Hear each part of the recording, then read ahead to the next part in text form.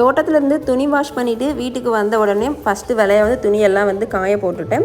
இன்றைக்கி மத்தியானம் லஞ்சுக்கு வந்து சிக்கன் குழம்பு தான் வந்து செய்ய போகிறேன். அம்மா வந்து நீயே செஞ்சிருன்னு சொல்லிட்டாங்க. கறி எல்லாமே வந்து கழுவி வச்சுட்டாங்க.